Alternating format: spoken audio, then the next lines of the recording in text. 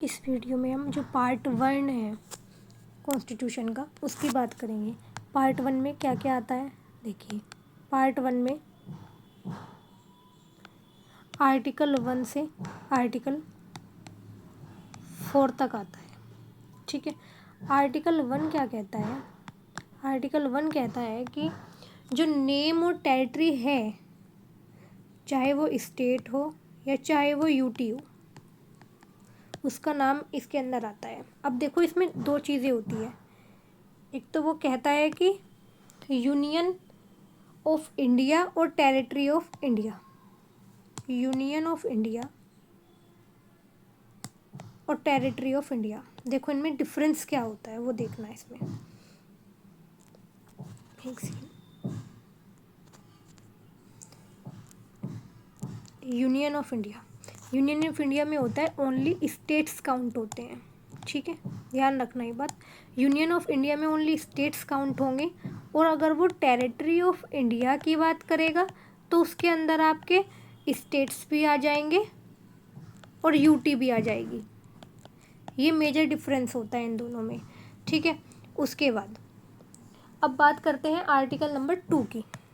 ठीक है, article number 2 कहता है कि जो पार्ट ऑलरेडी इंडिया का नहीं है, ध्यान से सुनना, not already part of India, जो पार्ट ऑलरेडी इंडिया का नहीं है, अगर वो इंडिया ऐड करता है तो वो आर्टिकल 2 के अंदर ऐड किया जाएगा। ठीक है, और फिर आता है आर्टिकल नंबर 3। आर्टिकल नंबर 3 कहता है जो पार्ट ऑलरेडी इंडिया का है, जो पार्ट ऑलरेडी इंडिया का है, उसको अगर हम दो स्टेट्स को जैसे यूनाइट कर देते हैं, या फिर हम क्या करें, एक सेकेंड, या फिर हम कर दें कि उसके बाउंड्री जो है उसको चेंज कर दें, या फिर एरिया को किसी स्टेट के हम बढ़ा दें या कम कर दें, या फिर स्टेट के नेम को चेंज कर दें, ये सब अगर होता है तो वो आर्टिकल 3 के अंदर में आएगा।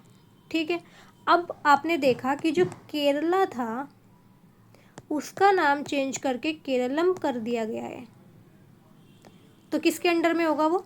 आर्टिकल 3 के अंडर में होगा। ठीक है, अब आर्टिकल 3 जो है वो इंट्रोड्यूस कहाँ होता है? आर्टिकल 3 जो है वो पार्लियामेंट में इंट्रोड्यूस होता है, पहली बात तो। ठीक है, लेकिन ये प्रेसिडेंट की रिकमेंडेशन पे होगा। होता क्या है ना, देखो, प्रेसिडेंट की रिकमेंडेशन पे होगा, तो जो प्रेसिडेंट है वो इस बिल को रेफर करेगी कंसर्न स्टेट लेजिस्लेचर को। जिस स्टेट लेजिस्लेचर से इसका मतलब है उसके पास ये भेजेगी, उससे उसका ओपिनियन लेगी। क्या ये ओपिनियन जो है वो मैंडेटरी होगा प्रेसिडेंट के लिए? बिल्कुल नहीं। ठीक है, ये सिर्फ एडवाइजरी है, वो उसको एक्सेप्ट कर भी सकती है और नहीं भी कर सकती है। ठीक है, एंड देन, और ये किससे होगा? सिंपल मेजोरिटी से होगा। तो अगर वो ये पूछे क्वेश्चन के अंदर कि जो केरल का नाम केरलम किया गया है वो कौन से स्टेट, वो कौन से आर्टिकल के अंडर किया गया है, तो वो एक तो आर्टिकल 3 के अंडर किया गया है।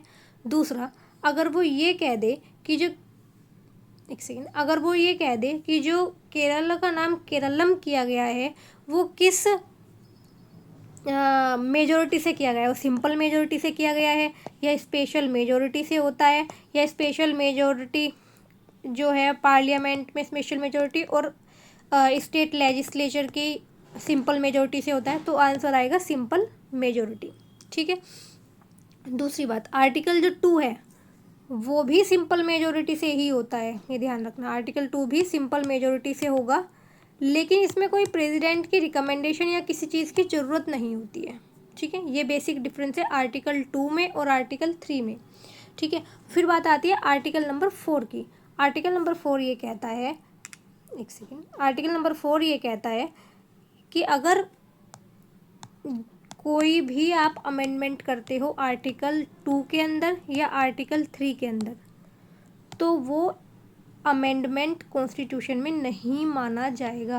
अमेंडमेंट नहीं माना जाएगा, इसका मतलब वो अंडर आर्टिकल 368 काउंट नहीं होगा, वो सिंपल मेजोरिटी से होगा।